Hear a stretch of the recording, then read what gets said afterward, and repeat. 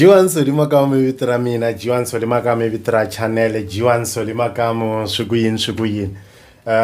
Ilega gondora mina ra kunkuri sukuyin. Ana afiki ka episode lenga yala ana afiki la nga shabati Palfacon ta 350 rand. Niti shabi kusukela loko 350 ti gonya ti ku 360 na loko ti ku 370 ni gene ku ri 370 antivi sweswi ku nga va ku ri mali muni se ni hamba ni mbala ti-sandals letiya ni kha ni tinyungubyisa swinene ku ni mbala ntangu ya 300 ni mbala sandals ya 350 rand so ni xava ni sala na 50 rand ka 400 liya ni khandi ani khomile mara ni nga katsanga mali ya ku khandziya so ni kuma ku ani nga ri na tintangu tin'wanyana a ni ta mbala to se mi kuma ku loko ni vuya la a kaya ni fika ni hamba ni timbalela sandals liya hi ku tinyungubyisa na ku ti tekela henhla ku ni xikanyi ni teka 350 ya mina ni sala na 50 rand ni ti xavela tintangu hi nexe swilo leswi swi nga se tshamaku swi ni endlekela vuton'wini because kaya a ndzangi ni xaveliwa mpahla mina hi nexe ni nga ri na mali ya ku ti xavela mpahla mara loko ni kuma mali ra ku sungula ni ti xavela ti-sandals hi nexe a ni ri na vutikukumuxi byebyo bya ku tintangu leti ni lo ti xavela so ku sungula ku va na switoritori swa ku a ni cinci tintangu ni mbala tintangu tin'we ta ti-Palfacon munhu a hleka swinene van'wani va hleka va mbali tintangu ta 150 rand hi nkarhi wolowo van'wani va hleka va mbali tintangu ta 80 rand hi nkarhi wolowo mara va hleka ya mina hi ku a yi cinciwi vo a swi nga ti kombi ku ivile ta vo ti cheap because a swi kota ku namuntlha mbala leyi mundzuku ambala leyi mundlwana ambala leyi mavo se va sungula ku chinga vanhu van'wani va ku ni na swikwembu a ni swi koti ku mbala ntangu yo pfala kasi mhaka ya ku ni hava ntangu yo pfala so swi ni khovisi sweswiya loko ni va nkambi lava nga landzelela ti-episode ta mina ne ta ku vulavula hi loko ku ni sungurisi ku yini ku chaya va nga swi tiviwa ku music a wu zangi wu ni nyika mali moni ku le ndzhaku ni kombe ku ni nga se ku le ndzhaku se na hambi ni ri nkambi a ni afforda ntsena ti-Palfacon letiya because loko u lava ku xava ntangu ya ku pfala maybe teki u kuma ku yi endla 550 i mali leyi ku yi khoma ne a swi ta teka kumbexani lembe na hi hlengeletela ku ni lava ku kuma 550 ya ku xava ntangu mara at least Palfacon a ni kota na ku vula ku a mi na 100 rand mi ni tatisanyana kwala ni khomi 250 ni ya kuma Palfacon va ni niketa yona and ni twa loko vanhu va kha va vulavula hi swona ne va swi vula as if ku va ntangu yin'wana ya xiyimo xa le hansi swo endla nga ku 15 rand masi yi durha ngopfu Palfacon van'wani a va yi navela ivili yi lo va tsandza so se vanhu va sungula ku ni chingela hi tintangu ta Palfacon ku mbala Palfacon laha van'wani na namuntlha na sweswi va ha swi vulaku ku lera ku mbala Palfacon se va ni tsundzuxa ku kambe ni ze ni va ka xiyimo lexiya xa ku ni tsandzeka ku ti xavela tintangu ni za ni mbala ti-Palfacon ntsena se ka mina swo ni pfula matihlo ku mara wa swi vona ku xikwembu xi ku suse kwihi se xi ku veka kwihi mo se ni hamba ni timbala tintangu letiya ene a ni timbala hi ku tinyungubyisa hi mhaka ya ku a ni mbala na tiburuku tikulukumba ta ku huma ka matsongo wa mina a mi kuma tlhe ti fika ti thibalaka ku Palfacon mbilu ya mhayi vava ngopfu vanhu lava va le ku swi voneni hi swo swi endlaku ku vavanuna vo tala phela loko va tshama va koka tiburuku so a nge koki munhu a mbale xithaphutaphu ku koka lava va lavaku ku hi lava ku vona ntangu ku ntangu hi mani munhu mavo se ni kuma ntirho loko ni kuma ntirho ni okay hi mali liya ku recorda ne ni xava switina ni ku ni lava ku aka yindlu one room ya mina se mana mi va nga ni tshembi ku ni nga yi aka yindlu nkarhi wun'wana loko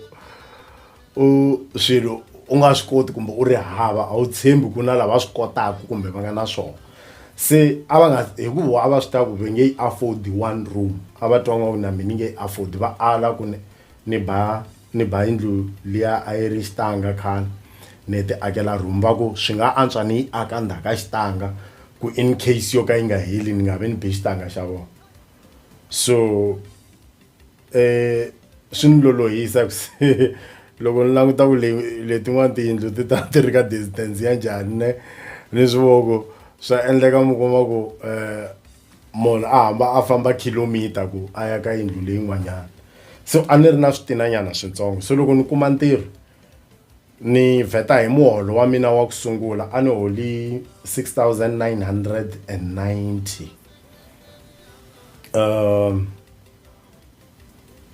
se ni vheta ni xava tsemende ta 20 ni xava rivanti ni xava frame rivanti a ni rhanga hi rona hi mhaka ku ni tshame ni tlela seyileni na swi tiva ku loko a ni lo ri siya ndzhaku a ku ta va na possibility ya ku ni tlhelela seyileni so ni ri rhangisa ni xava na swin'wana na swin'wana sweswi a swi laveka hi mali liya and then hi muholo wa mina wa mbirhi ni lava buildera yi ni akela yindlu ya one room yi domini na yona mara hayi ku fana na letiya ta ku sungula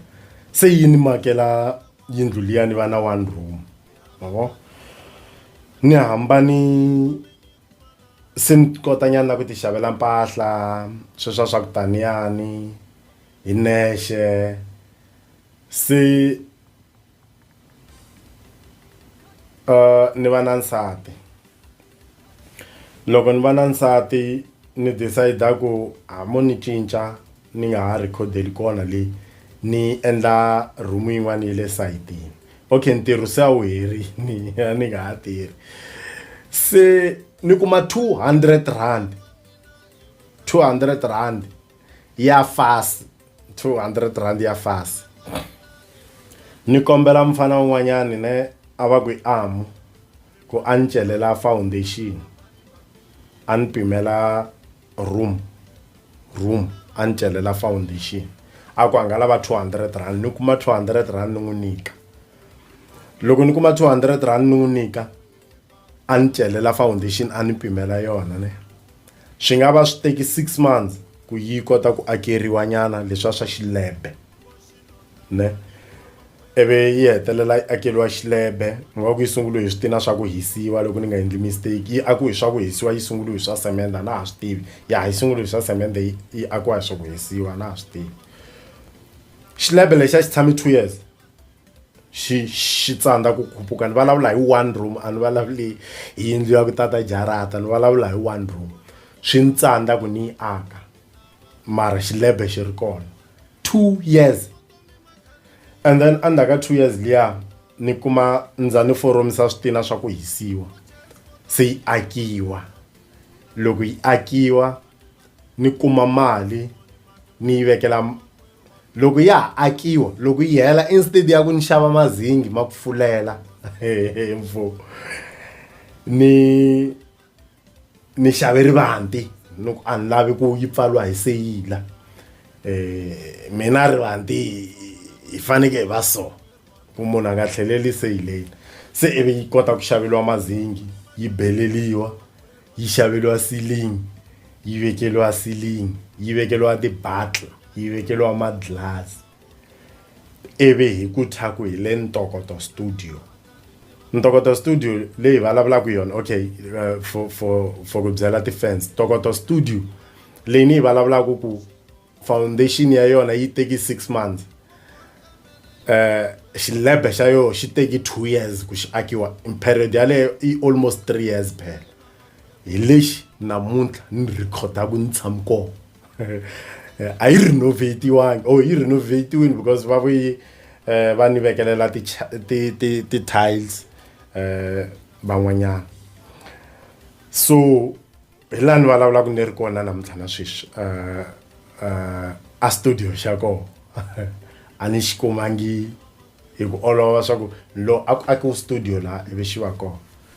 se loko ni kayi ku aka one room or ni tleli nkarhi wo leha ka yindlu ya ku sindziwa ivi ni kaya na ku aka one room ni tsandziwa hi ku khuphula xilebe for 2 years ku xilebe xi gonya u twa u nga ku aka yindlu ya tikawara ta 4 swi nga ni tekela nkarhi wa ku leha ku fika kwihi so sometimes loko munhu a vulavula a ku mani a di akangi lava va nga na experience ya swona xikwembu xi nga va katekisangiki hi nkarhi wolowo va swi twisisa ku antswa ku kambe swa endleka u kuma ku mheza luya veri a nga akangi u fana na mina ma yi vona ne nkarhi wun'wanyana va ku mheza luya a nga akangi i dya mali vusofa ma swi twisisa ni so mina ni lava ku mi faka hi xitepe mi ta kota ku twisisana ku why ni na movha mara ni ri hava yindlu so ni kombela mi subscribe mi tlhe mi ya ka mi yingisela ka episode leyi landzelaka ni ta mi byela kusukela la se ni nga va na studio xa mina xe le tlhelo okay xin'wana ni lava ku xi vula before i ku phela studio lexi a xi khomanangi na bedroom liya xi le sayitini ra xona na room ya mina ya bedroom yi le sayitini ra yona hi leswi nga za swi endla moya luwa ni nga tshama ni wu twa nyava ku xi ta ku dlaya hi ti one room a ni lava ku chinga va tlhela va ku one room yi loko u phaphama u vheta u vona nhundzu ya wena hinkwayo yi helelile hi lava xikwembu xi nga va katekisa va tsandzeka ku twisisa ku i xikwembu xi ngo lo va katekisa va believaku ku hi vo ngo lo tlhariha ku za va fikeleli kwalano ma swi twisisa ni so ni lava ni ta sungula ka laya ni nga va na studio xa mina ku ya emahlweni ni kombela mi ni follow ni hi famba swin'we inkomu